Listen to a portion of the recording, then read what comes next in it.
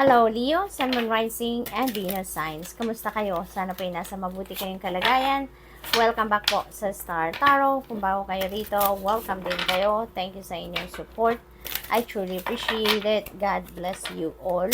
Tignan natin ang mga messages ni Leo for today. Paunang mensahe ni Leo ay Sanctuary. Ayan, so there is a need for you to put yourself in solitude sa ngayon. Maaaring kailangan ninyo ngayon na mag-reflect, mag-contemplate, mag-introspection. Maybe there is a need for you to be by yourself sa ngayon. Yung bang mapag-isa muna kayo, yung bang magmuni-muni muna kayo, yung gano'n, So, maybe confused ng iba sa inyo sa ngayon, or maybe may problemang pinagdadaanan, and maybe you need to spend time alone para makapagmuni-muni, makapag-isip-isip kayo, no? Posible din that you need to rest, no? Kailangan nyo na mag-relax, kailangan niyo na mag-declutter ng isip, ng damdamin ninyo, ng dibdib ninyo, no? So maybe that's all you need as well right now, kaya kailangan ninyo na mag-solitude muna kayo, no? Find your inner sanctuary, okay? So what else for Leo? We have gratitude. Ayan. So, iniimbitahan kayo dito, na huwag kayo makakalimot maging grateful, no? Mag-express kayo ng inyong gratitude sa Divine Universe at all times, no? Ipagpasalamat ninyong lahat-lahat ng blessings na dumadating sa buhay ninyo. Maliit man yan o malaki, always remember to be grateful. Always practice the gratitude attitude because that is very important. 'Di ba? Sa buhay ng tao. Kasi the more na nagpapasalamat tayo, Leo, the more na binibiyayaan tayo. 'Di ba? Siguro naman napapansin niyo 'yan, no? Na sa tuwing magsasabi ka ng salamat po, thank you Lord, ganito, ganyan, siguro nararamdaman ninyo na mas magaan ang pasok ng grasya, no? Mas magaan ang pasok ng blessings, kusang dumadating ang mga biyaya, hindi ba mga bagay na hindi ninyo inaasahan ay dumadating, 'di ba? That is blessing, no? Yan ang nangyayari kapag lagi tayong nagpapasalamat, kapag bukas sa loob natin, no? Kapag very sincere yung pagpapasalamat natin, yung pag-appreciate natin sa mga blessings na dumadating sa atin. Talagang unti-unti, nagbubukas tayo ng floodgates of more blessings, of more abundance, no? To come into our lives. So we have pilgrimage. Ayan, so maybe yung iba sa inyo dito is experiencing awakening. Maaring nasa spiritual journey na ang iba sa inyo dito, or maybe nandoon kayo sa stage na you're having a spiritual awakening, no? So maybe ganun ang ganap, and maybe you are finding yourself sa ngayon. Maybe ang iba sa inyo dito nandoon na sa puntong you are finding your purpose, no? Maaring unti-unti nararamdaman ninyo na there is a pull for you to figure out kung ano yung life purpose ninyo. So, posibleng ganun ang ganap dito ng iba sa inyo. So, good luck. Tingnan natin ano pa ang ganap dito for Leo. We have life purpose.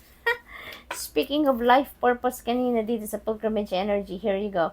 You are going to manifest your dreams dito, and feels like dito, Leo, kung ano man itong dreams ninyo, kung ano man itong mga pangarap ninyo na talaga namang magmamanifest na sa buhay ninyo at this time, maaaring yan ay in alignment with your purpose, no? So, yun ang napipick up ko dyan for some of you. So, that is really beautiful. So, your next card ninyo is imagination. Ayan, let your dreams take flight. Ayan, so wow.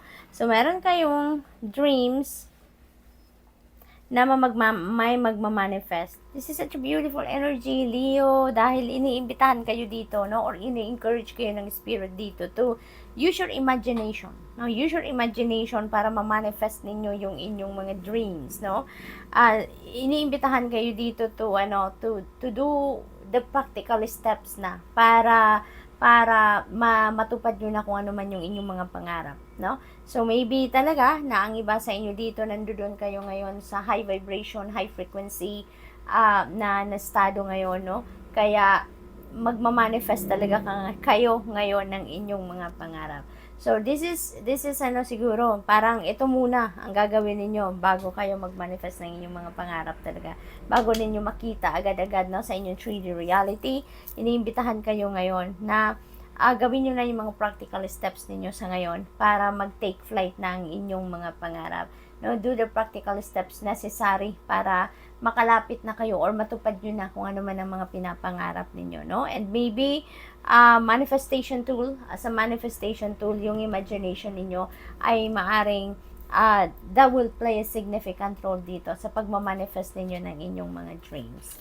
So, we also have strength. Ayan, know your strength. Ayan, so napakaganda, di ba? Kasi maybe, kailangan ninyo ito sa ngayon. Kasi, siguro, in the past, nagpo-procrastinate kayo, nag-hesitate kayo. Siguro, in the past, medyo hindi siguro kayo naglalakas ng loob, ano, na gawin ang mga dapat ninyong gawin or kailangan ninyong gawin para sa pagmamanifest ninyo ng inyong mga dreams or sa pag-focus sa inyong mga goals, kung ano man ang mga kailangan ninyong or gusto ninyong makamit sa buhay, no, maaring hindi kayo ganun hindi kayo ganun ka porsigido because siguro kulang kayo ng tiwala sa sarili, no? Or maaaring napanghihinaan kayo ng loob, yung mga ganon. Kaya, feels like ngayon, you would be able to, to recognize na you are also strong, no? You are also have the courage, no? Para magawa ninyo yung mga gusto ninyong mangyari sa buhay ninyo. So, talaga ngayon, you're going to, activate your courage and your inner strength, no, sa deep within you, and maaring ito ang magiging susi para maging clear na kumbaga ang path patungo dito sa pag-realize ninyo ng inyong mga pangarap. Finally, siguro maaalis na yung mga blockages, no, along the way, lalo na yung mga procrastination, hesitation na yan, ang mga nararamdaman ninyo, siguro that is going to fade away na, no? So, what else? We have judgment energy. This is an important decision that you need to make sa ngayon. Leo, maybe this is linked to your past relationships or past experiences, no? So, maaaring may mga problema in the past na maybe they are resurfacing at this time. Maaaring bumabalik, maaaring nakikita nyo muli or na-experience ninyong muli ngayon sa inyong 3D reality ang mga problema, no, ninyo nung mga nakaraang panahon, at maaring ngayon siya uli kumbaga na-experience ninyo. So maybe ano na to, parang nudge ito sa inyo ng divine universe na it's about time na to face it squarely. Kaya din siguro kailangan din ninyo na i-activate yung inner strength for you to be able to to face it, no? At ma-address na ninyo ng tuluyan, ma-address na ninyo kung ano ang dapat ditong ma-address na problema or kung ano man ang mga difficult or challenging situation na yan na kinakaharap ninyo. Okay? So, we also have 3 of Wands. Ayan. So, may travel. Ang iba sa inyo dito, maaaring travel over water yan or travel by air, no? Maybe, international travel. Maybe may mga opportunities dito na parating sa inyo para siguro magtrabaho sa ibang bansa, mag-migrate sa ibang bansa, maaaring ganon. Or maybe within the country lang pero parang malayo, no? Malayo-layo sa kung saan kayo manggagaling siguro. Yan ang napipick up ko dito for some of you. This is also a good fortune energy, Leo, kaya siswertehin kayo sa ngayon. Nababalot kayo ng swerte at this time, kaya take advantage of that energy, no? Para nang sa gayon maging maswerte ang kung ano man ang inyong mga gagawin, maging maswerte ang kung ano man ang inyong mga balak na simulan ngayon, no, ng mga endeavor, mga ganon. So, good luck to you, okay? So, what else? We have 5 of Pentacles energy. Ayan, so parang feeling ng iba sa inyo dito, parang upside down, ang inyong sitwasyon. Maybe nababalot ang iba sa inyo dito ng negativity, negative energy, Leo, yan ang napipick up ko dito for some of you. Maaring ang pakiramdam ng iba sa inyo dito, you're all alone, walang support, no? Maaring ganun ang sitwasyon. feeling siguro ng iba sa inyo dito, wala kayong makuhang tulong, assistance from other people. Kaya siguro ngayon, feeling ninyo, abandoned kayo, yung mga ganon. Wala kayong mahanapan ng, wala kayong mahingian ng tulong, wala kayong masandalan. So maybe that's the case for some of you, no? Pero, you know what? Akala nyo lang yan, Leo. Akala nyo lang yan. But if you are going to reach out to people around you,